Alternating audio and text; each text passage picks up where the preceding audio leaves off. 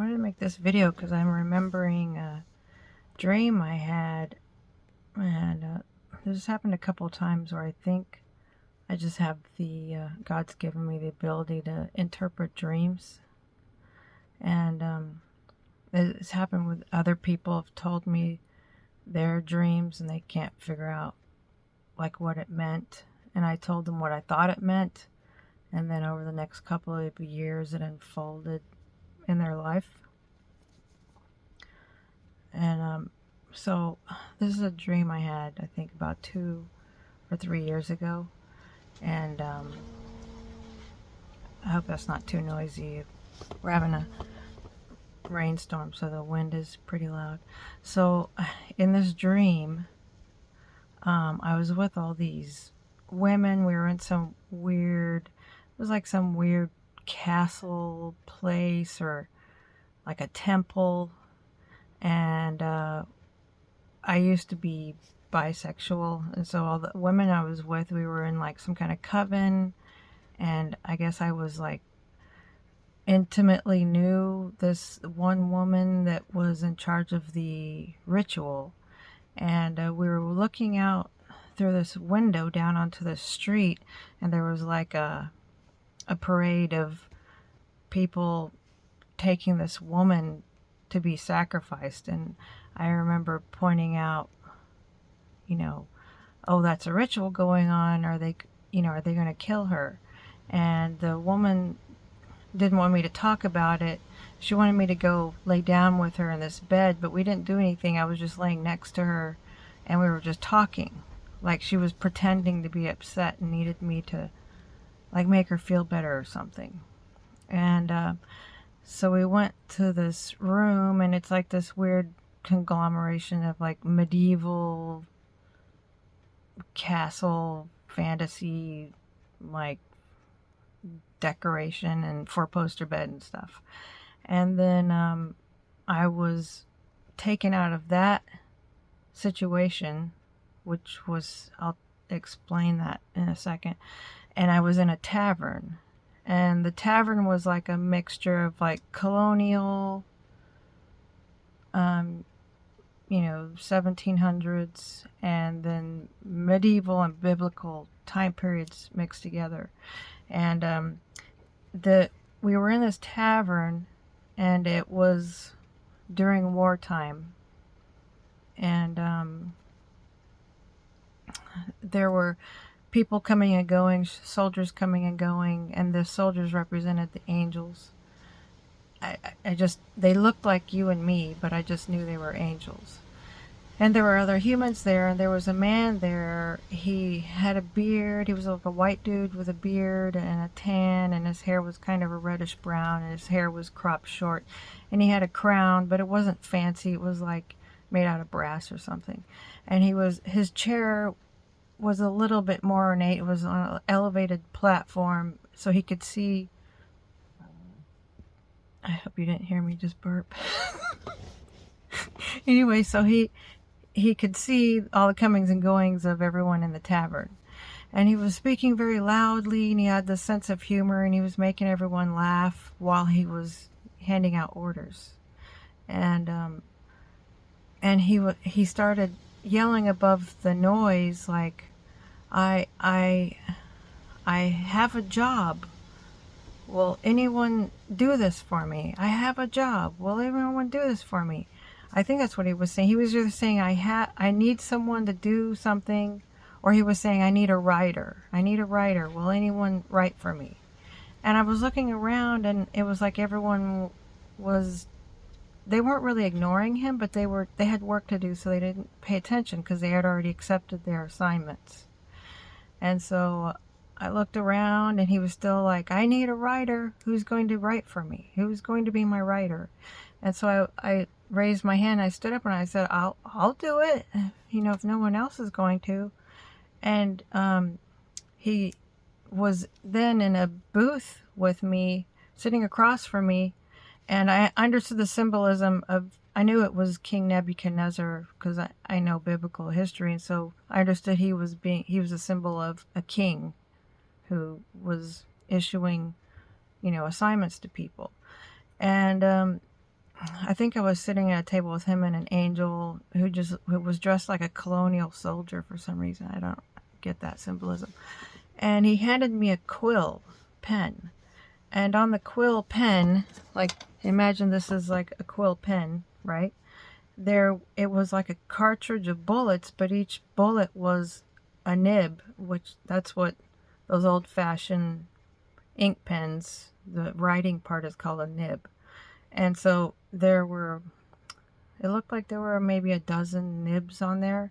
And when I took the pen from him, a bunch of the nibs started becoming incendiary, and they were like burning like flash paper. And I was looking at the pen like, oh, I should make it stop burning, but I didn't know how. And then all the nibs started just psh, psh, psh, psh, until there was only 1 or 2 left. And that symbolized the time I had wasted not following my assignment. And the 1 or 2 nibs left symbolized that there was very little time left for me to do my assignment. And King Nebuchadnezzar was very jolly and very likable. Everyone liked him, but he was very firm, and he understood his authority, and everyone respected him for it. So the symbolism of the dream to me meant the early part with the women and the magic and all that stuff was the symbolic of my life I had before I knew, Yeshua and Yahweh, and before I became saved, because I came out of the occult. And, I had at least 2 wives or long-term girlfriends. And so, I was taken out of that world. And then the tavern was interesting because, I used to work security in bars for many years. And if I wasn't working in bars, I always spent my time in bars. Because I had a lot of friends who were musicians playing in bars. I was working in bars, drinking in bars, just hanging out in bars. So I understood the tavern symbolism. And then I understood that King Nebuchadnezzar was just a symbol for a king had an assignment for me, which is symbolic. I'm not saying King Nebuchadnezzar is God, but I understood, oh, that's a king. So I'm thinking of, God as a king, and he has an assignment for me. And it was just like, we're supposed to, he has these offerings of like, do you want to do this? And it's up to us, like, to use the gifts. And then the nibs burning up was like my time wasted. And the funny thing was, I remembered like 2 or 3 years ago, was back in the early 90s, I used to, do a lot of hallucinogens, and I would have these, I don't know if they were seizures, but they were also like spiritual like near-death experiences.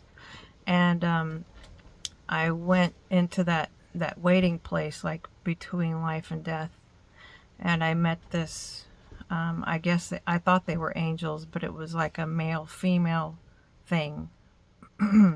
And I was like so happy to be on the other side. I was like, this is awesome. I finally died. And this was years ago, right after I had left a cult. So I was, very mixed up. I felt like a Walking Dead man. So the angel or entity was kind of laughing like the way a big brother or father would laugh at a child being silly, and it was like, you're not dead. You can't stay here. You have to go back. And I was like, you don't understand. It's terrible there. There's so much concrete. Everyone's mean. It smells like pee. And I lived in Chicago, so it did smell like pee sometimes. But the angel creature told me that I had writing to do, and that the things I would write would help people see things in a new way, and help them think of things that they couldn't have understood before that they had read the things that I had written. And I had forgotten all about that because I think that was in like 1992 when that happened. And so back then when that happened, I was like obsessed with, you know, wanting to be a musician and being a lyricist. So I thought, oh, God wants me to write these lyrics, which I don't know about that, because the lyrics I wrote back then were pretty crappy and dark. But I had forgotten all about that. And then back in 2009, 2010, I started writing a graphic novel, which I haven't shown you guys yet. And I, you know, put up a website. We had an online ministry where we helped people with demon problems. So a lot of the articles that I had written had wound up helping a lot of people come out of the occult, or people who they thought they were Christians, but they were still messing around with stuff that allowed the kingdom of darkness to stay in their life. So it helped them kind of cut cords with that. But another dream I remember interpreting for someone else who I'd been friends with for a long time. And she was deep in the occult. She still is. She had this dream where this beautiful, tall, slender, like pale skin, platinum blonde hair angel. Wait, how did it begin? She said that I was dressed like a dominatrix. I used to be a dominatrix. She said I appeared to her in the dream, you know, dressed in my dominatrix stuff, and I led her through this dry, barren desert. And I led her to this small, dark shack in the middle of this flat, barren desert. And I opened the door and we went in, and there was this beautiful androgynous angel sitting at a desk, and he wanted her to sign something, but she didn't want to commit. She wanted to, can I think about it and get back to you later? And she asked me what I thought the dream meant, and I told her what I thought the dream meant. She didn't like it. I said that they were using something that appeared to be like me because it would make you feel better and you'd let your guard down. And we went through a barren place, which is representative of the kingdom of darkness. And that was a fallen angel or a demon appearing in a way that, you know, would seduce you, because obviously she liked what she was looking at. And I think a lot of people are like that. And they wanted her to sign a contract because, you know, she messed around with the occult a lot. I don't want to give too many details because I would protect her identity, you know. So I warned her that if she signed this contract and went deeper, that there would be dire consequences, because these agreements, they never work out for the human being in the end. And so she thought my interpretation was really negative, and I was just being dark. And so she, you know, we didn't really talk after that.